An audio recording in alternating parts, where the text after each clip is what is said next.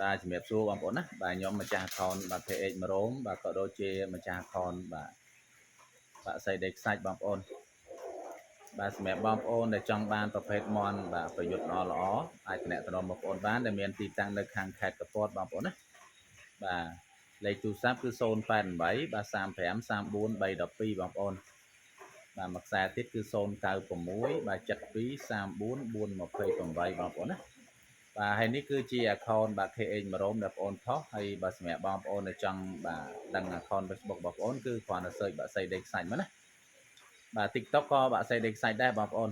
បាទអញ្ចឹងចាប់ពីថ្ងៃនេះទៅខ្ញុំនឹងបាទថតបង្ហាញអំពីមន់អំពីបាទការថែមន់និងមន់ថ្មីសម្រាប់ចែកជូនបងប្អូនយើង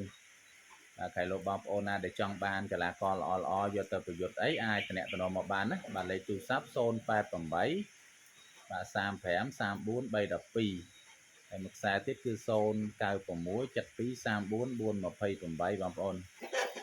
បាទហ្នឹងហើយនេះជាទីតាំងត្រង់បងប្អូនណាបាទសម្រាប់បងប្អូនដែលចង់បានអីកុំភ័យបារម្ភរឿងបោករឿងប្រាស់អីបងប្អូនណាបាទសូមបងប្អូនមេត្តាជួយបាទតាមដាន account បាទ YouTube នឹងម្នាក់មួយផងណាបាទខ្ញុំនឹងមានបាទវីដេអូល្អសម្រាប់ជូនបងប្អូនយើង